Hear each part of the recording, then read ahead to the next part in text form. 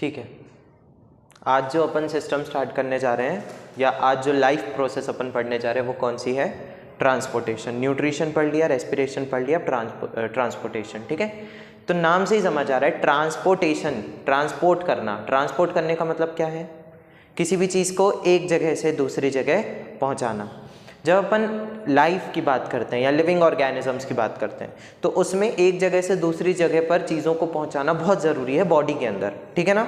जैसे कि प्लांट्स की भी अपन बात करें तो प्लांट्स को पानी कहाँ देते हैं हम? उनके रूट्स में, लेकिन वो पहुंचता तो उनके लीव्स तक भी है। ठीक है ना? प्लांट्स को खाना कहाँ बनाते हैं प्लांट्स? लीव्स में या ग्रीन पार्ट्स में, लेकिन वो पहुंचता तो रूट्स तक भी है। इंसानों की भी बात करें, मैंने अभी बताया था रेस्पिरेशन में कि हर सेल में ग्लूकोज पहुंच रहा है, हर सेल में ऑक्सीजन पहुंच रही है, लेकिन ग्लूकोज अपन कहाँ से खा रहे हैं? माउथ से। कहाँ जा रहा है? आपके स्टमक में, इंटेस्टाइन्स में। इंटेस्टाइन से पहुंच रहा है पूरे सेल में। ठीक है, ठीक वैसे ही ऑक्सीजन जा रही है कहाँ पर? लंग्स में। लंग्स से पहुंच रही है पूरे सेल में। तो कुछ कहीं ना कहीं, अब जैसे तुमने क्या किया, सिर दर्द हो रहा है, दवाई खाई तुमने, दवाई कहाँ गई? तुम्हारे इंटेस्टाइन में, लेकिन सिर दर्द ठीक हुआ कहाँ पर? सिर में। ठीक है ना? तो ये जो पहुंचने का काम है, ट्रांसपोर्ट करने का काम है, वो कौन सा करता है? ट्रांसपोर्टेशन प्रोसेस करता है। ठीक है, तो एक बार समझ लें, movement of useful substances from one part two another part of the body. यहाँ पर यूजफुल लिखा है, बट कोई भी सब्सटेंस हो सकता है वो। ठीक है ना? ट्रांसपोर्टेशन की बात की जाए, जनरली यूजफुल होते हैं। जैसे एग्जांपल, यूजफुल सब्सटेंस का एग्जांपल क्या है? Salts, oxygen, carbon dioxide, food, hormones, water और नाइट्रोजिनस वेस्ट। इनको निकालना ज़रूरी है। ठीक है ना? मैं ये नहीं कह रहा हूँ ये तुम्हारी बॉडी के लिए यूजफुल है, इनको निकालना ज़रूरी है। ठीक है, तो ये सारी चीज़ें, अब इनमें से सारी चीज़ें लगभग तुम्हें पता है। सॉल्ट क्या होते हैं पता होंगे, जो तुम सॉल्ट खाते हो। Oxygen, carbon dioxide. फूड कौन सा? कॉम्प्लेक्स या सिंपल? सिंपल। ठीक है, हार्मोन्स जो कि अगले चैप्टर में अपन पढ़ेंगे, वाटर और नाइट्रोजिनस वेस्ट। ऐसे वेस्ट जिसमें कौन सी गैस होती है मेनली, या कौन सा एलिमेंट होता है मेनली? नाइट्रोजन। ठीक है, अब अगर हम ह्यूमन की बात करें, ह्यूमन में ट्रांसपोर्टेशन, तो हमारे पास एक सिस्टम है, ऑर्गन सिस्टम है, जिसको हम कौन सा सिस्टम बोलते हैं? Human circulatory system. इसको ट्रांसपोर्ट सिस्टम भी बोलते हैं। ठीक है, और इसका नाम है वेस्क्यूलर सिस्टम भी कहते हैं। ठीक है, इंसानों में। ठीक है, प्लांट्स में भी इसको वेस्क्यूलर सिस्टम कहते हैं। अब इसके बाद इंसानों में कार्डियोवेस्क्यूलर सिस्टम भी बोलते हैं, मैं अभी बताऊंगा क्यों। ठीक है, हमारे ह्यूमन सर्कुलेटरी सिस्टम में तीन चीज़ें होती हैं मेनली, सिर्फ तीन चीज़ें। पहला क्या होता है? ब्लड। ब्लड एक टिश्यू है, हमने 9th क्लास में पढ़ा था। ठीक है, ब्लड एक टिश्यू है जो क्या करता है? ट्रांसपोर्ट, इसलिए मैंने लिखा ट्रांसपोर्टिंग टिश्यू। दूसरा, ब्लड किस में बहता है? ब्लड वेसल्स में। तुम्हारी जो खून की नसें होती हैं वो क्या है? ट्रांसपोर्टिंग ट्यूब्स, यानी ट्रांसपोर्ट करने वाले ट्यूब्स, जो जिनमें कौन बहता है? ब्लड बहता है। और तीसरा क्या है? हार्ट। पूरे ब्लड को पूरी बॉडी के हर एक पार्ट में पहुंचाने के लिए पंप जो करता है वो कौन करता है? हार्ट। इनमें से ऑर्गन कौन से हैं? हार्ट और ब्लड वेसल्स। ब्लड क्या है? टिश्यू। तो ये होता है वेस्क्यूलर सिस्टम। वेस्क्यूलर सिस्टम तो प्लांट्स में भी। वेस्क्यूलर सिस्टम का मतलब एक ऐसा सिस्टम जो चीज़ों को एक जगह से दूसरी जगह पहुंचा दे। लेकिन हमारी बॉडी में सिर्फ चीज़ें पहुंच नहीं रही हैं। हमारी बॉडी इतनी सिंपल नहीं है कि तुम आराम से किसी भी छोटे मोटे प्रेशर से एक चीज़ को दूसरी जगह पहुंचा दो। तुम्हें उसको पंप करना ज़रूरी है, और इसलिए कौन आया हमारी बॉडी में? हार्ट। प्लांट्स में हार्ट होता है क्या? नहीं, प्लांट्स में अलग तरीके से ट्रांसपोर्ट होती हैं चीज़ें। ठीक है ना? लेकिन हमारे पास हार्ट होना ज़रूरी था, क्योंकि हमारी बॉडी बहुत कॉम्प्लेक्स है। हमारी बॉडी में बहुत गहराई में दूर दूर तक चीज़ें भेजनी पड़ती हैं, इसलिए पंप की ज़रूरत है। ठीक है, जैसे कि तुम्हारे जो छत में टंकी में पानी पहुँचता है बोरिंग से, तो उसके लिए पंप की ज़रूरत है, खींचना और उसको ऊपर फेंकना। ठीक है, इसलिए इस सिस्टम को कार्डियोवेस्क्यूलर सिस्टम कहा जाता है। कार्डियो वर्ड कहाँ से आया? हार्ट से, और वेस्कुलर सिस्टम ब्लड और ब्लड वेसल से। ठीक है, आज हम पढ़ते हैं ब्लड के बारे में। Blood is a fluid connective tissue. 9th class में भी ये 3 वर्ड जरूर पढ़े होंगे। कैसे फॉर्म में होता है? फ्लूइड के फॉर्म में। कैसा टिश्यू होता है? कनेक्टिव, क्योंकि एक पार्ट से दूसरे पार्ट को क्या कर रहा है? कनेक्ट कर रहा है, और एकमात्र फ्लूइड टिश्यू है ये। ठीक है, इसके बाद क्या? Circulates through out the body. पूरी बॉडी में क्या करता है? सर्कुलेट करता है। कैसे कलर का होता है? रेड कलर का, और एवरेज 5 से 7 लीटर होता है। ठीक है ना? इतना रेंज करता है हर किसी की बॉडी में। इसके बाद ब्लड में जो कंपोनेंट्स होते हैं, यानी क्या क्या प्रेजेंट होता है ब्लड के अंदर, दो चीज़ें होती हैं। सबसे पहले क्या होता है नीचे, प्लाज्मा। एक होता है हमारा प्लाज्मा, कितना परसेंट होता है, 55% प्लाज्मा, ठीक है। जो मेनली फ्लूइड पार्ट है हमारे ब्लड का वो है प्लाज्मा। प्लाज्मा कौन सा पार्ट है, फ्लूइड पार्ट। क्या क्या प्लाज्मा का काम क्या है, क्या करना, फूड कैरी करना, वाटर, सॉल्ट, हार्मोन, वेस्ट और गैसेस, इनको कैरी करने का काम मेनली किसका है, प्लाज्मा का। यानी अगर तुम अपनी बॉडी के ब्लड से सेल हटा दो तो ये सारी चीज़ें ट्रांसपोर्ट हो जाएंगी, ठीक है। गैसेस में सारी गैसेस नहीं कह रहा हूँ मैं, ठीक है। फिर हमारा 45% पार्ट कौन सा आता है, सेल्स का। प्लाज्मा कम हो गया यानी फ्लूइड पार्ट कम हो गया ब्लड का, उससे ये सारी चीज़ें ट्रांसपोर्ट नहीं हो पाएंगी, प्लाज्मा कम हो गया तो, ठीक है। इन चीज़ों के ट्रांसपोर्ट के लिए प्लाज्मा बहुत ज़रूरी है। अब आते हैं हमारी ब्लड के कौन से पार्ट, सेल्स। इनको कॉर्पस्कल्स भी कहते हैं, सेल्स और कॉर्पस्कल एक ही वर्ड है, ठीक है। अगर आ जाए तो कंफ्यूज मत होना।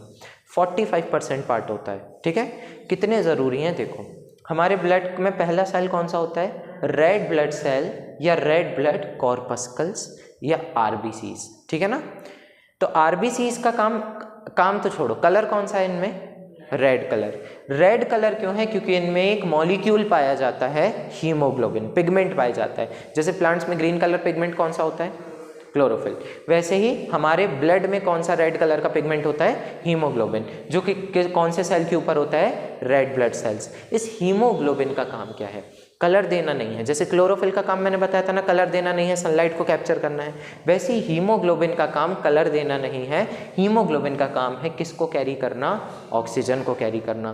तुम्हारा जो ब्लड है उसमें ऐसा एक रेड ब्लड सेल होता है, ठीक है, ऐसा, ठीक है, ऐसा रेड ब्लड सेल होता है बाइकॉन्वेक्स, इसमें पूरे में हीमोग्लोबिन भरा होता है। और हीमोग्लोबिन क्या है, हीमोग्लोबिन सीट है, ऐसे समझो, ठीक है ना। हीमोग्लोबिन ऐसे सीट है जिसमें आकर कौन बैठ जाता है, ऑक्सीजन आके बैठ जाता है, ठीक है ना। ये सीट है, ये तुम्हारी कार है, रेड ब्लड सेल्स ये तुम्हारी कार है, ठीक है ना। तो इस पे आके वो बैठ जाता है। तो सवाल ये आता है कि ये जो हीमोग्लोबिन है ना, ये कौन से एलिमेंट से बनता है, आयरन से। याद रखना, हीमोग्लोबिन बनता है किससे, आयरन से। तो अगर किसी की बॉडी में आयरन की कमी हो गई तो उसमें क्या नहीं बनेगा, हीमोग्लोबिन नहीं बनेगा। क्यों नहीं होता आयरन, बेटा आयरन हमारे लिए ज़रूरी का मतलब माइक्रो न्यूट्रिएंट है ना। माइक्रो न्यूट्रिएंट का मतलब है तुम्हारी बॉडी में एक्सेस अमाउंट में ज़रूरी नहीं है। जितनी ऑक्सीजन चाहिए तुम्हें उतना आयरन नहीं चाहिए, लेकिन उतना आयरन चाहिए कि तुम्हारी बॉडी हीमोग्लोबिन बना सके। समझ आया, ठीक है। आयरन ज़रूरी है, एक्सेस में ज़रूरी नहीं है, ठीक है, कि तुम लोहा चबाने लगो, ठीक है। आयरन से क्या बनता है, हीमोग्लोबिन। हीमोग्लोबिन अगर नहीं बना तो कार तो रहेगी, लेकिन कार के ऊपर क्या नहीं रहेगी, सीट ही नहीं रहेगी, ठीक है ना। सीट नहीं रहेगी तो बैठोगे कहाँ पे, समझ में आ गया। तो इसलिए आयरन खाना बहुत ज़रूरी है। फीमेल्स में प्रॉब्लम होती है कि उनका ब्लड लॉस होता है, ठीक है ना, मेंस्ट्रुएशन से, तो उस कारण से उनकी बॉडी में हीमोग्लोबिन का बहुत लॉस हो जाता है, जिस वजह से हीमोग्लोबिन बनेगा नहीं। तो रेड ब्लड सेल बन रहे हैं लेकिन हीमोग्लोबिन ही नहीं बन रहा, तो क्या ऑक्सीजन पहुंच पाएगा प्रॉपरली, नहीं पहुंच पाएगा। इसलिए कमज़ोरी होती है बहुत ज़्यादा, क्योंकि ऑक्सीजन से ही एनर्जी बनती है। ये अपन ने देख लिया ना, सारी चीज़ें कनेक्टेड हैं एक दूसरे से, ठीक है ना। अगर आयरन नहीं खाओगे तो हीमोग्लोबिन नहीं बनेगा, हीमोग्लोबिन नहीं बनेगा तो क्या कैरी नहीं कर पाएगा, ऑक्सीजन। ऑक्सीजन ही नहीं कैरी करेगा तो रेस्पिरेशन प्रॉपर हो पाएगा क्या, नहीं, यानी एनर्जी ही नहीं बनेगी प्रॉपरली, ठीक है ना, लैक ऑफ ऑक्सीजन हो जाएगा, ठीक है। फिर उसके बाद कौन सा सेल आता है, वाइट ब्लड सेल्स या वाइट ब्लड कॉर्पस्कल्स, ठीक है। ये 4-5 टाइप के होते हैं, 5 टाइप के होते हैं। कभी तुम लोग अगर अपना ब्लड टेस्ट करवाओ तो उसमें सिर्फ WBC लिख के नहीं आता, उसके अलावा आता है ल्यूकोसाइट, न्यूट्रोफिल, बेसोफिल, ठीक है, मोनोसाइट्स, लिम्फोसाइट्स, ये 5 टाइप के आते हैं। और वाइट नहीं होते, एक्चुअली वाइट नहीं होते, वो कलरलेस होते हैं, ठीक है ना।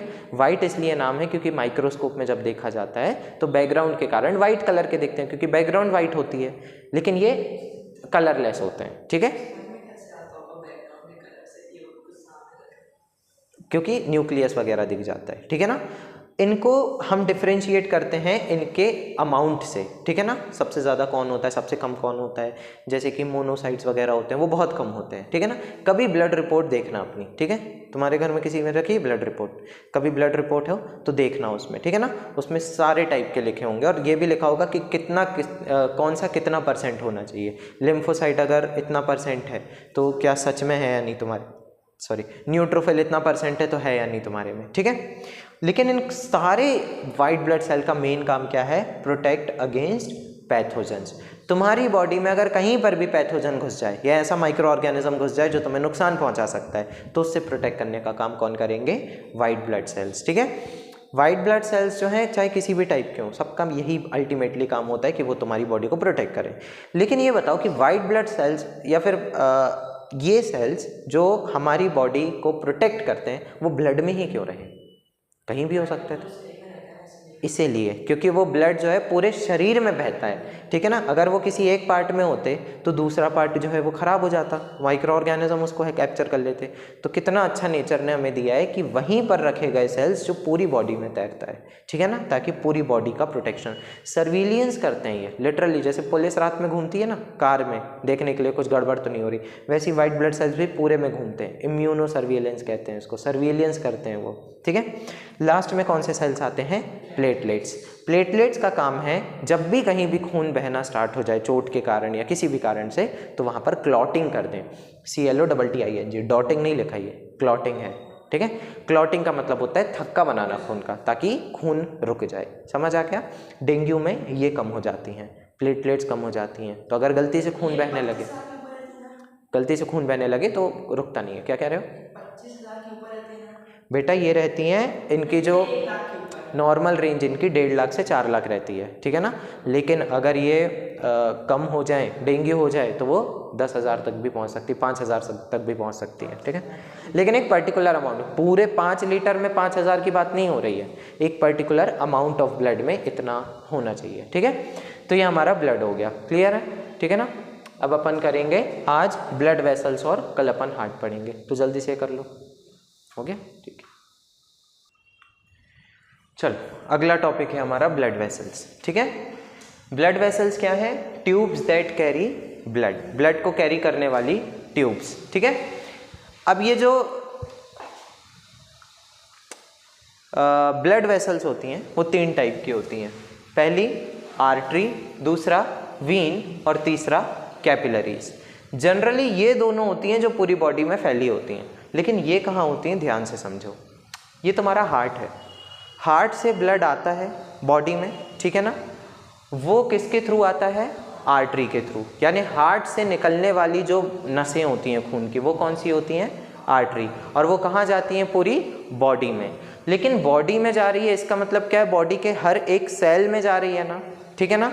तो ये आर्टरी नहीं जाती हर एक सेल में, आर्टरी जो है ब्लड को लेकर जाती है और वहाँ जाकर वो ब्रांचेस में डिवाइड हो जाती है। उन ब्रांचेस को हम क्या बोलते हैं, कैपिलरी। तो यहाँ पर मान लो ये टिश्यू है, एक कोई भी टिश्यू है, कोई भी पार्ट है बॉडी का, वहाँ पर ये ब्लड लेकर आएगी, वहाँ पर ये ब्लड लेकर आएगी और वापस से ब्लड लेकर ये चली जाएगी, ठीक है ना। मुझे ये बताओ कि कौन सी गैस ब्लड लेकर आता है, ऑक्सीजन लेकर आता है लंग्स से, ठीक है ना। यानी प्योर ब्लड लेकर आता है और पूरी बॉडी में बांट देता है, ऑक्सीजन बांट दिया, ठीक है। अब सेल्स के अंदर क्या चली गई, ऑक्सीजन।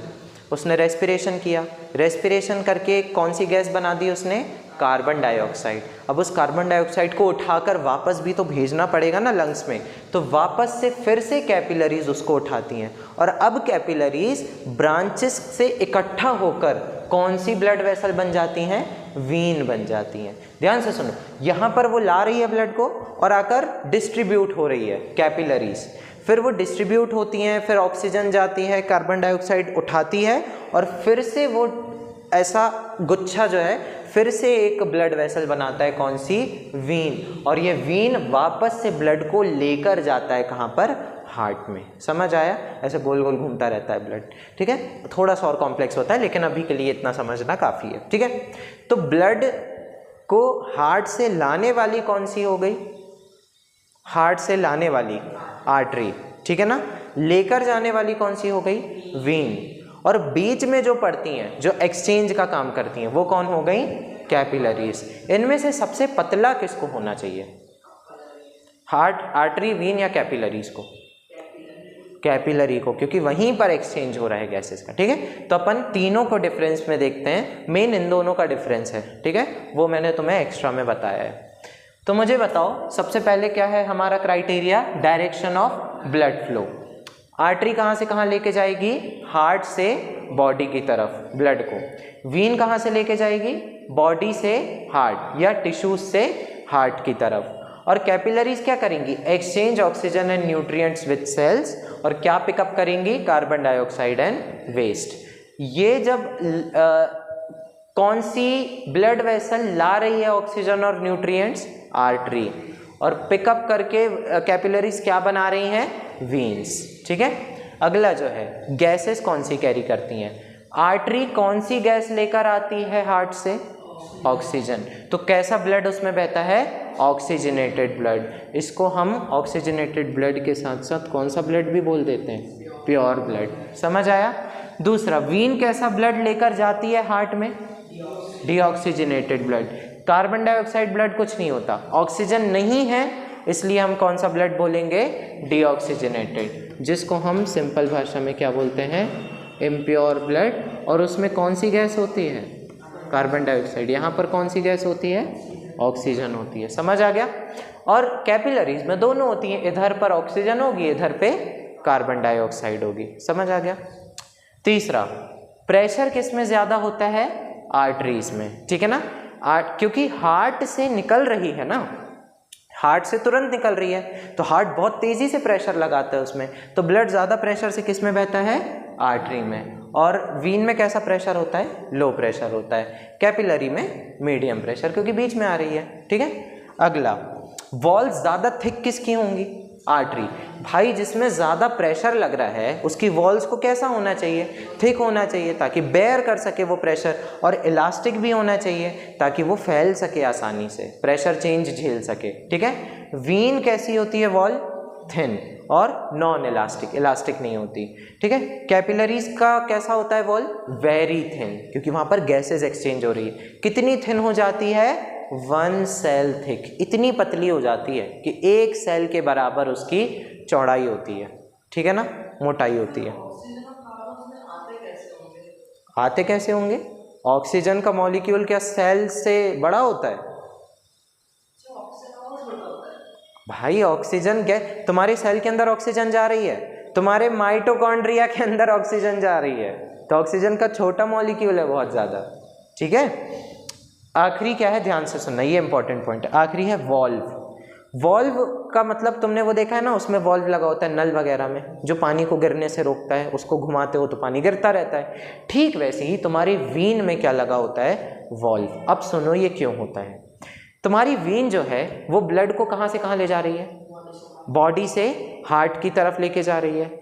तो ऐसा भी तो है ना कि वो पैर से हार्ट की तरफ भी लेके जा रही है। अब मुझे बताओ, जब पैर से हार्ट की तरफ लेके जाएगी तो ग्रेविटी के अगेंस्ट जा रही है, ग्रेविटी के साथ? नीचे से ऊपर जा रही है वो, ग्रेविटी के अगेंस्ट। तो मान लो हार्ट ने पंप किया ब्लड, तो ब्लड ऊपर गया, ठीक है ना, ऐसे ऊपर आया। लेकिन जैसे ही हार्ट रुकता है, ऐसा नहीं है धक धक ऐसा लगातार नहीं होता रहता, ठीक है ना, एकदम रुकता है फिर से धक होने के लिए, तो क्या वो ब्लड फिर से नीचे चला जाएगा? फिर हो, फिर नीचे जाए, फिर ऊपर, फिर नीचे, ऐसा नहीं होता। तो क्या होता है कि जैसे ही ब्लड पंप करता है, हार्ट जो है ब्लड पंप करता है तो ब्लड ऊपर आता है, और जैसे ही वो रुकता है तो ब्लड नीचे गिरता है। और ये वॉल्व जो लगे होते हैं ना, वो ऐसे बंद हो जाते हैं ताकि ब्लड जो है वो वापस नीचे ना जा पाए। मतलब इतनी सेगमेंट वेन्स होती हैं, हाँ, मतलब अलग होती हैं, मतलब एक मतलब कैसे एक वेन ऊपर जा रही है, कैसे नीचे आ रही है, अलग नहीं, एक ही वेन में सब कुछ। अच्छा तुम ऐसा नहीं, वीन्स अलग अलग होती हैं, ठीक है। मेरे हाथ में ही तुम देख लो, ये जो ग्रीन कलर की दिख रही है ना 3-4, ये अलग अलग वीन्स ही हैं मेरी, ठीक है। ये जो ग्रीनिश कलर की दिख रही है, तुम ऐसा कह सकते हो किसी पर्टिकुलर ऑर्गन में जाने के लिए अलग अलग वीन्स होती हैं, ठीक है। जैसे मेरी एक उंगली के लिए अलग वीन हो गई, दूसरी उंगली के लिए अलग वीन हो गई। नहीं, उन्हीं वेन ना दो अलग अलग है, मतलब एक ऊपर ले जाने के लिए, नीचे लाने के लिए। बेटा तुम ब्लड वेसल्स की बात कर रहे हो, वीन बस मत बोलो।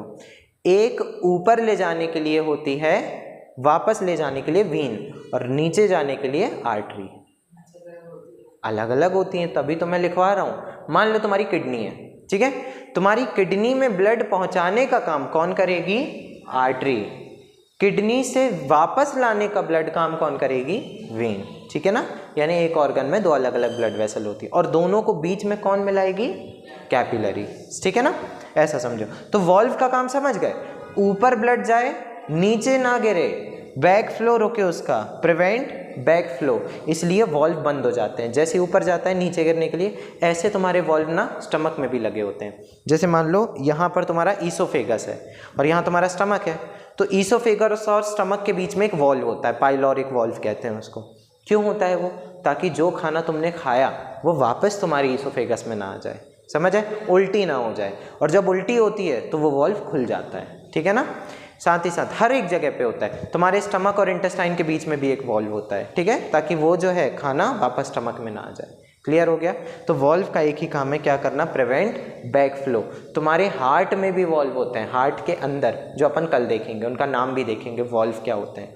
तो ये समझ आ गए सबके? ठीक है ना, इन दोनों में वॉल्व नहीं होते, ठीक है, क्योंकि जनरली आर्टरी जो है वो नीचे ही ले जा रही है ना ब्लड को पूरा, तो उसको वॉल्व की ज़रूरत नहीं है। बस एक आर्टरी होती है जो ब्रेन में लेके जाती है, ठीक है, उसको हम बोलते हैं कैरोटिड आर्टरी। हाँ, कैरोटिड आर्टरी यहाँ पर होती है वो, ठीक है, दोनों साइड में। ठीक है, तो कैरोटिड आर्टरी जो लेके जाती है उसको बहुत ज़्यादा दूर तक नहीं ले जाना होता है ना ब्लड को। हार्ट ने पंप किया, वो ब्रेन में पहुँचा देती है ब्लड को, तो उसको वॉल्व की ज़रूरत नहीं है। लेकिन तुम सोचो, पैर की उंगलियों से जो ब्लड हार्ट तक आ रहा है, उसको लंबा सफ़र तय करना है, तो उसको प्रेशर झेलने के लिए, या फिर हम कह सकते हैं कि एक बार में नहीं पहुँच पाता, वो 2-3 बार 4 बार पहुँचाना पड़ता है। तो ब्लड वापस ना गिर जाए, इसलिए क्या प्रेजेंट होते हैं उसमें? वॉल्व्स। ठीक है, तो ये हो गया डिफरेंस आर्टरी, वीन और कैपिलरीज का। इन दोनों के बीच का डिफरेंस बहुत इंपॉर्टेंट है। क्वेश्चन पूछा जाता है कि किसकी वॉल थिक होती है, किस में वॉल्व होते हैं या नहीं, किस में हाई ब्लड प्रेशर होता है, किस में ऑक्सीजनेटेड, डीऑक्सीजन। याद रखना, ऑक्सीजनेटेड ब्लड किस में बहता है? आर्टरी कहाँ से कहाँ ले जाती है ब्लड को? हार्ट से बॉडी में, ठीक है, और बॉडी से हार्ट में ले जाने का काम पूरी बॉडी से। अब देखो, एक और डिफरेंस इसमें मैंने नहीं लिख पाया, ऊपर की तरफ बॉडी के सरफेस की तरफ कौन होती हैं ज़्यादातर? वीन्स। आर्टरीज होती हैं बहुत अंदर की तरफ, गहराई में हमारी बॉडी के। मेरे हाथ में जो दिख रही है ये ग्रीन कलर की, ग्रीनिश कलर की क्यों दिख रही हैं? क्योंकि उनमें कैसा ब्लड बह रहा है? डीऑक्सीजनेटेड ब्लड, ठीक है, उसके हीमोग्लोबिन में ज़्यादा ऑक्सीजन नहीं है, इसलिए वो रेड कलर का नहीं दिखता। समझ आ गया? और अगर मेरी आर्टरीज जो हैं वो काफ़ी गहराई में अंदर, ठीक है ना, ताकि अगर ब्लड लॉस गलती से हो भी जाए, कट पिट जाए, ब्लड लॉस हो, तो कहाँ से निकलता है ब्लड? जनरली वेन से निकलता है। समझ आ गया? क्योंकि ब्लड लॉस तो हो रहा है, ठीक है ना, एक नस काटने से मर जाना और हाथ काटने से नहीं मरना, ठीक है, इसका अंतर मैं बताता हूँ। हार्ट जब कटता है ना, वो जानबूझ के नहीं काटा जाता, ठीक है, गलती से कटता है और तुरंत उसका उपचार होने लगता है, ठीक है ना, तुरंत कोशिश की जाती है कि उसको ठीक किया जाए। दूसरी बात, जब नस काटता है जो इंसान, वो चाहता ही है कि मेरा अच्छा खासा ब्लड लॉस हो जाए, ठीक है। अगर तुम नस कट गई तुम्हारी और तुमने तुरंत उसको बंद कर लिया तो नहीं मर सकता कोई इंसान, ठीक है ना। लेकिन जब नस कट जाए और काफ़ी सारा खून बह जाए, कितना खून होता है अभी अपन ने देखा? 5 से 7 लीटर। आधा लीटर खून भी चला गया गलती से तुम्हारा, या फिर आधे से 1 लीटर खून भी चला गया, तो तुम्हारी डेथ हो सकती है, ठीक है। हाँ, ठीक है, क्या इतना खून बनता कहाँ है? और क्या नहीं, जब भी ब्लड डोनेट होता है ना, तो इतना ही कहा जाता है, 250 ml 300 ml ब्लड दे दो, ठीक है, इससे ज़्यादा ब्लड मत दो। हाँ, मैंने देखा था, बॉडी से आता है उनका ब्लड, ठीक है। अच्छा, ब्लड बनता कहाँ है बॉडी में? हैरान हो जाओगे मैं आंसर बताऊंगा तो। बोन्स के अंदर। हाँ, हमारा जो ब्लड है, स्पेशली रेड ब्लड सेल्स, चलो गायब हो गए, रेड ब्लड सेल्स, वो बनते हैं हमारी बड़ी बड़ी जो बोन्स होती हैं, जैसे ये हमारी बड़ी बोन है, हमारी फीमर एक बोन है, जो हमारी थाई बोन होती है, पैर में जो ऊपर की तरफ होती है, इसके अंदर बीचों बीच बोन मैरो होता है, ठीक है, बोन मैरो।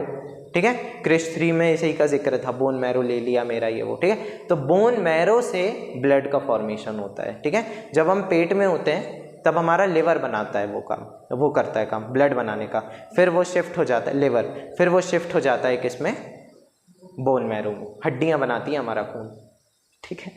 चलो आज के लिए इतना हैरान होना काफ़ी था, कल अपन हार्ट पढ़ेंगे, ठीक है।